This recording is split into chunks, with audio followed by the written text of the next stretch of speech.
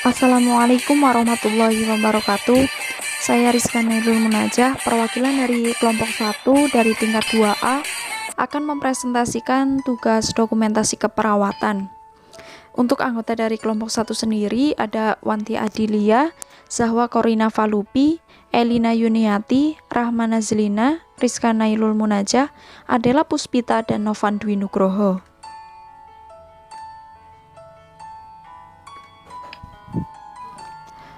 Untuk kelompok 1 mendapatkan topik asuhan keperawatan pada pasien anak dengan pneumonia.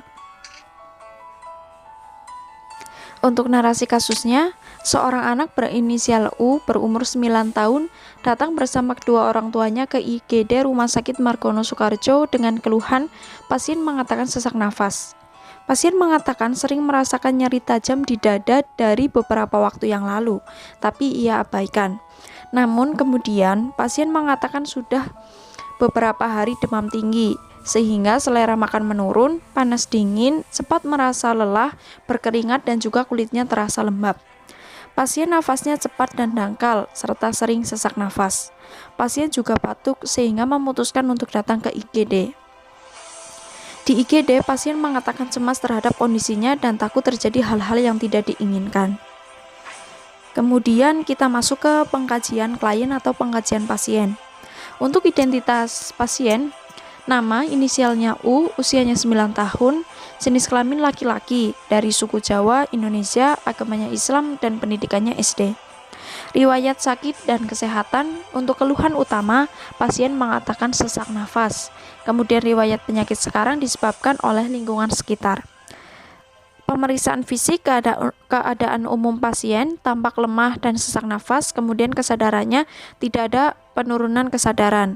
Kemudian untuk tanda-tanda vitalnya, untuk tekanan darah 130/90 mmHg, untuk nadinya 100 kali per menit, dan untuk frekuensi pernafasan atau RR itu 28 kali per menit, dan suhu badan 38 derajat Celcius.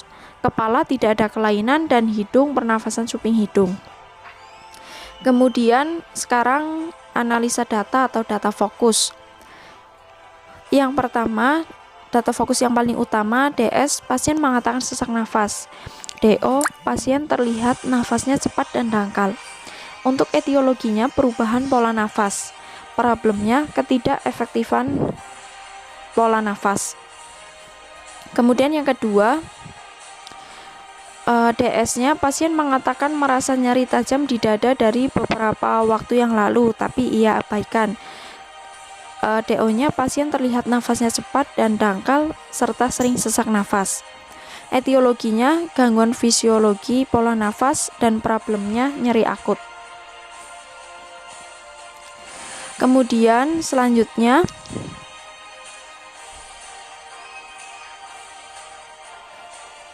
data fokus DS, pasien mengatakan sudah beberapa hari demam tinggi, hilang selera makan, panas dingin, sempat merasa lelah, berkeringat, dan juga kulitnya terasa lembab dan disertai dengan batuk.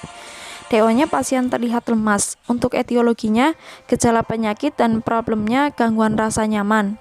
Kemudian DS, pasien mengatakan cemas terhadap kondisinya dan takut terjadi hal-hal yang tidak diinginkan. DO-nya, pasien terlihat cemas dan ketakutan terhadap kondisinya.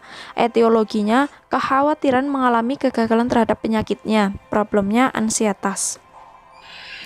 Kemudian kami mengambil diagnosa utama, yaitu ketidakefektifan pola nafas berhubungan dengan perubahan pola nafas. Untuk domainnya 4, kode diagnosa 00032, aksisnya untuk ketidakefektifan aksis 3, pola nafas aksis 1, keluarga aksis 2, kardiopulmonal aksis 7, anak aksis 5, kronis aksis 6, dan kronis juga aksis 7. Kemudian sekarang nursing care plan atau NCP. Untuk diagnosa yang utama, DX keperawatannya, ketidakefektifan pola nafas berhubungan dengan perubahan pola nafas. Outcome-nya atau NOC-nya, ketidakefektifan pola nafas dengan kode 0415. Setelah diberikan tindakan keperawatan selama 3 kali 24 jam, pasien menunjukkan keefektifan pola nafas dengan kriteria hasil sebagai berikut. Untuk indikator yang pertama, saturasi oksigen dari skala awalnya 3, tujuannya 4. Indikator yang kedua, frekuensi pernafasan awalnya 3, tujuannya 5. Kemudian indikator yang ketiga, irama pernafasan awalnya 3, tujuannya 5. Kemudian indikator yang keempat, kepatenan jalan nafas awalnya 3, tujuannya 5. Dan indikator yang kelima, pernafasan suping hidung awalnya 3, tujuannya 4. Untuk keterangan skala, 1 sangat berat, 2 berat, 3 cukup, 4 ringan, dan 5 tidak ada. Kemudian untuk intervensi NIC, manajemen jalan nafas dengan kode 3140 dengan intervensi sebagai berikut. Berikan oksigen yang cukup, monitor respirasi dan status O2, posisikan pasien untuk memaksimalkan ventilisasi, instruksikan bagaimana agar bisa melakukan batuk efektif, kemudian auskultasi suara nafas, catat area yang ventilisasinya menurun atau tidak ada dan adanya suara tambahan, kelola pemberian bronkolidator sebagai mestinya, regulasi asupan cairan untuk mengoptimalkan keseimbangan cairan, pertahankan jalan nafas yang paten, observasi adanya tanda-tanda hipoventilisasi, monitor adanya kecemasan pasien terhadap oksigenisasi, monitor vital sign, dan monitor status pernafasan dan oksigenisasi sebagaimana mestinya. Kemudian implementasi hari dan tanggal Senin 5 Oktober 2020 pada pukul 10.30. Diagnosa yang pertama, implementasinya yaitu 1. Menjelaskan tindakan dan tujuan keperawatan yang akan dilakukan. Yang kedua, mengobservasi TTV atau tanda-tanda vital pasien. Yang ketiga, memberikan posisi semi-Fowler. Yang keempat, mengajarkan cara batuk efektif. Yang kelima, memonitor aliran O2. Yang keenam, melakukan auskultasi pada pasien. Dan yang ketujuh, mengkaji kedalaman nafas pasien. Respon pasien sendiri, DS-nya pasien mengatakan sesak nafas, DO-nya lemah, tekanan darah 140/80 mmHg, kemudian nadinya 100 kali per menit, dan frekuensi pernafasan atau RR 28 kali per menit. Terpasang nasal kanul 2 LPM, adanya tarikan dada, ekspirasi yang memanjang, nafas cepat dan dangkal, ada ronki halus pada klien, adanya pernafasan perut. Kemudian A, asesmen masalah belum teratasi dan planningnya intervensi dilanjutkan. Kemudian di hari yang kedua, Selasa 6 Oktober 2020 pada pukul 14.30, untuk diagnosa 1 atau diagnosa utama tadi, implementasi yang pertama, memvalidasi apa yang dirasakan pasien saat ini. 2. Mempertahankan posisi semi-Fowler.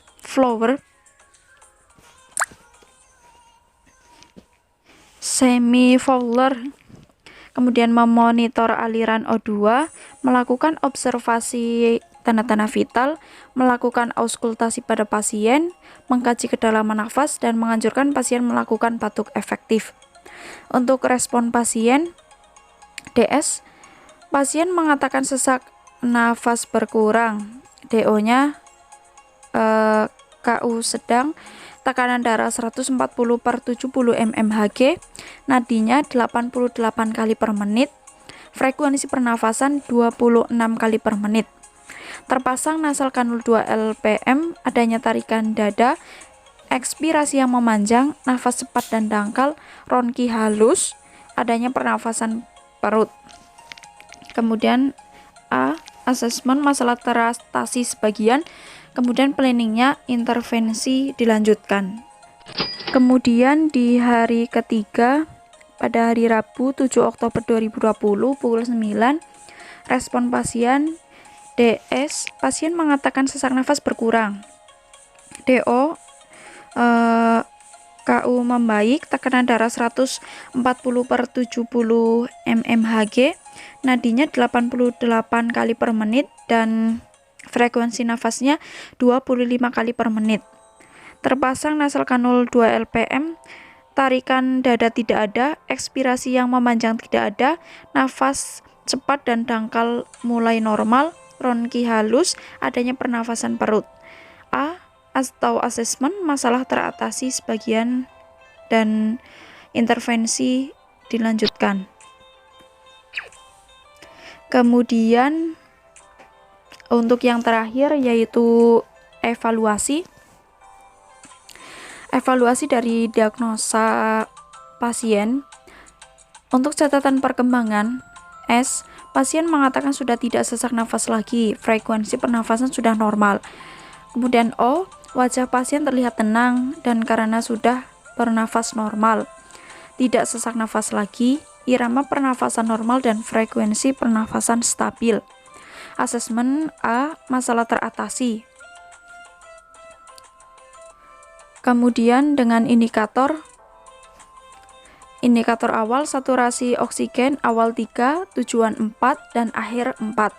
Frekuensi pernafasan dari awal 3, tujuan 5, akhir 5. Kemudian irama pernafasan skala awal 3, tujuan 5, akhir 5. Kemudian kepatenan jalan nafas skala awal 3, tujuannya 5, akhirnya 4. Dan indikator yang terakhir pernafasan suping hidung, awalnya 3, tujuannya 4, dan hasilnya atau akhir 4. Untuk skalanya 1 sangat berat, 2 berat, 3 cukup, 4 ringan, dan 5 tidak ada. Untuk P-nya atau planningnya akan mengontrol kondisi pasien setelah pulang ke rumah melalui rawat jalan.